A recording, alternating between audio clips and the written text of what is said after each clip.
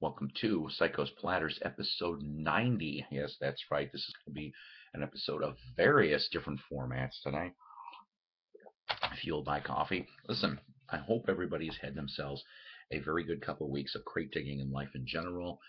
Basically, the reason why I haven't made a video in a couple of weeks is, well, life happened. That's what. So, patience comes to those who wait.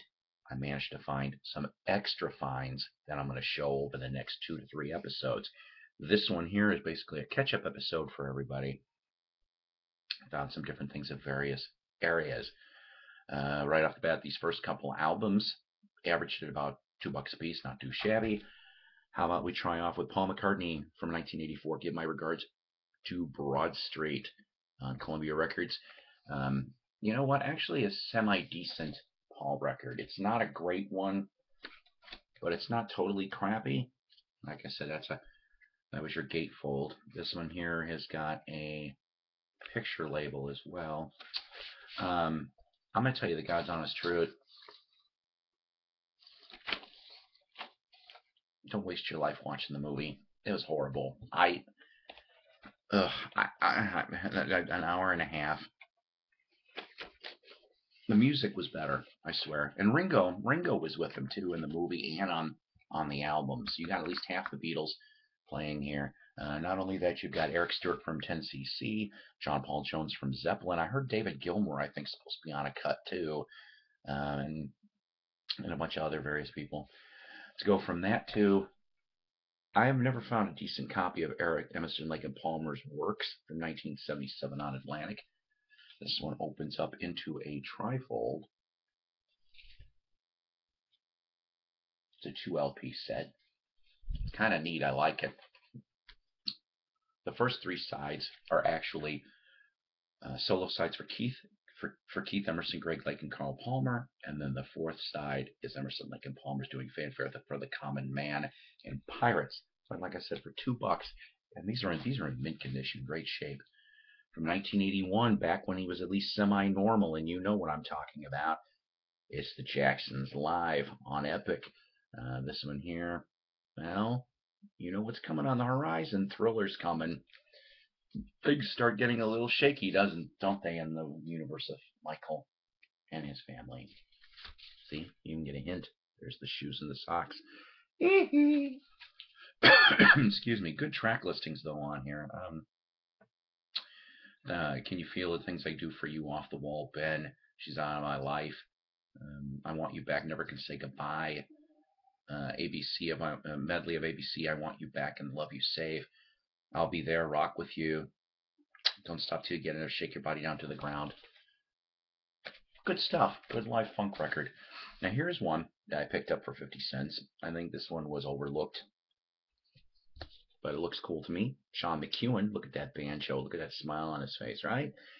Now, I know you're probably asking yourself, who's John McEwen? Well, John McEwen, who also lives around here, he's like within 2 hours or less from here. I'd love to interview this man.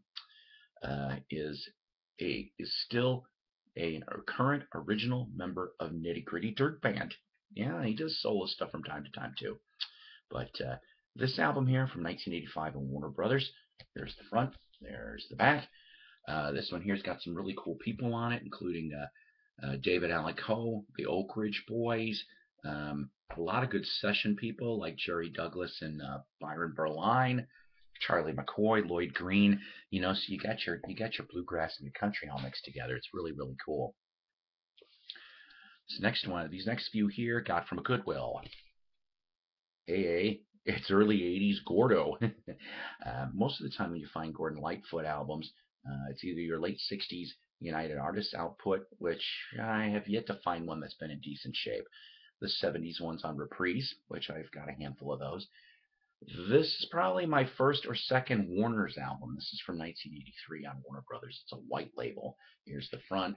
Here's the back. This one here, like I said, I've never heard anything off of this, but I'm curious to listen to it. Dean Parks has got a bunch of involvement all over this, along with another name that's popping off here is Barry Keane. If I remember correctly, Barry Keane also had some brief involvement with Spirit, I think, in the 70s. if I remember correctly on this. I never had this POCO album. No, I love POCO. Really, really great band from the late '60s, and pretty much were there um, even into like right around 1980 before they kind of went, and then they came back 10 years later. Really good country rock band. This one here, of course, you got Boomerang, Spellbound, Little Darlin', Heart of the Night, which I've heard that one too. Crazy Love, that's my favorite off of here. Um, there's the front, there's the back. This one here on MCA Tan label. Um, like I said, these ones were in really great shape too. Here's your inner sleeve for this sucker. I'm trying to think if there's anything fantastically standard on here. No. But like I said, from '78, you pretty much, Rusty Young was pretty much running the band. Paul Cotton too. Really great musicians on there. Um, yeah, okay, Charlie Harrison on bass and Steve Chapman on drums. Also doing a little bit of keyboard work, Yai Winding. I've seen his name on a bunch of stuff over the years. Other than that, pretty good on that bit. Now let's see. This next one here, normally I don't go for K-Tel stuff. I really, really don't. But I had to for this one just because there was one item in this thing. K-Tel's The Living Legend of Eddie Arnold, still in the shrink too, from '74. It says right here, album includes 8x10 color autograph photo of Eddie Arnold. So I went to take a peek, and I'm like, is the photo in here? Of course it's in here. That's the only reason why I got it. But it's kind of neat, for Eddie Arnold fans. I've heard one or two things from him. All right. 45s. I took a little bit of a gamble with this one here. Once again, I like hitting some of the unknown stuff. This one was on Nationwide Records, and it's Charlotte Haten. Harden, excuse me. I've never heard of this girl before, but the reason why I bought it was because it said it was produced by Pete Drake. Pete Drake has been in the Nashville world since the 1960s. He's a really great pedal steel guitarist. Really great stuff. You have heard him on songs like Charlie Rich's Behind Closed Doors, Bob Dylan's Lay Lady Lay, Tammy Wynette's doing, oh boy, here we go. Stand by your man. Yeah, so he does all those. He does all those. And so I'm thinking of going, well, let's see, right? Unknown label, out of Nashville. Who knows? All right. This next one here from around 1953, 54, if I remember correctly, Billy Williams on choral. I'm going to sit down and write myself a letter. He was a blues pop singer at that time frame. Somebody went off and dumped a bunch of Ricky Nelson. And I gotta tell you, all of them pretty much were trashed in my opinion, except this one. I got this one right by my side, along with Young Emotions. I've never seen this one, so it's really cool. It doesn't need too much cleaning up. And once again, another Nashville 45. This one, though, was signed. I figured, what the heck? Midnight World and Until Someone's Wedding Ring You Wear by Dean and Jean. I don't know who they are, but it's signed by Dean and Jean. Lastly, I got some 78s here, and I have to tell you, somebody dumped about maybe 50 of these suckers. And most of them, I mean, if you were into big band, boom, right up your alley. Really, really cool stuff. They even had a Bing Crosby with Les Paul, but that one was too trashed. I get to these, and these are in immaculate condition. And when you see 78s that are this old in immaculate condition, it just amazes me. And they came in the sleeves too. These ones here, let's see. This one, of course, we have here Mountain Blues from Jimmy Smith. Like I said, it says here harmonica with guitar accompaniment. So I thought that was pretty cool, and it has its own RCA Victor sleeve. There's the front, there's the back. This next one really got my head shaken. I'm like, what? I've never seen a 78 from these guys. This one in a Brunswick sleeve. It's Amos and Andy. There was, I don't want to sound racist, but let's call it shuck and jive. Back in the 20s, 30s, 40s, there was a lot of material like this where they're making fun of blacks, which I've never thought was cool. I never thought so at all. I mean, I know who Amos and Andy are. That's the reason why I got this. Okay, now if I remember correctly, there was Amos and Andy. There were different people played on the radio, which in this case it says here, Carell and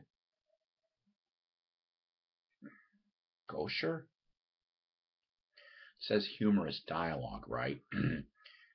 But it's part one and part two of Is Everybody in Your Family as Dumb as You Is? I know, kind of weird. I just, I guess I got it just because I was like, yeah, and I'm kind of curious to go to my buddy's house and listen to a little bit of it on the 78 player and see just how horrible this thing is. To go from that kind of thing to a nice happier note for me, I fed my monkeys collection real cheaply, going through a bunch of videos, bunch of VHSs. For 75 cents, I found this. I haven't seen a copy of this literally since '97. Okay, this is the music videos for the Justice album. Here's the front. Here's the back. Really, really cool. It's only 30 minutes long, but it's got for music videos. It's got Regional Girl, Oh What a Night, Admiral Mike, Run Away from Life, You and I, and Circle Sky. So it's about a half a minute. Now the one, or half an hour. The one I'm looking for is the Hey Hey We're the Monkeys from '97. I'm looking for that one. That one I would love to have added to my collection too. Shout out to everybody. Wax Museum with Ronnie Dark, the best damn Sunday night rock radio show there is, followed by the best damn exotic and lounge show there is, Mike Adams with the Night Owl Lounge.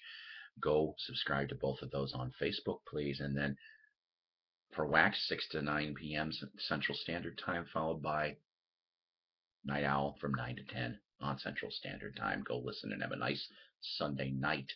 Ear candy for your soul. Thrifty Music Collectors Group, Tim Smith and Company.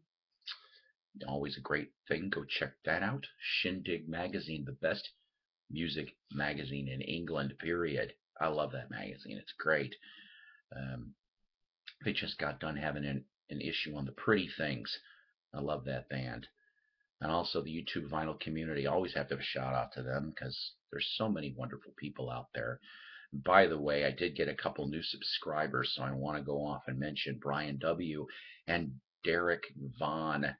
That's right. Go subscribe to Derek's channel. He is such a cool dude. I honestly think so. I just got done watching some of his videos. Just really great stuff. So, like I said, I've got new material that I'm saving. It's going to be all albums roughly for the next 2 episodes. I came across a mini find, so we'll talk about that on the next Psycho's Platters. Till then, take care, God bless, rock on, and some great digging in life in general.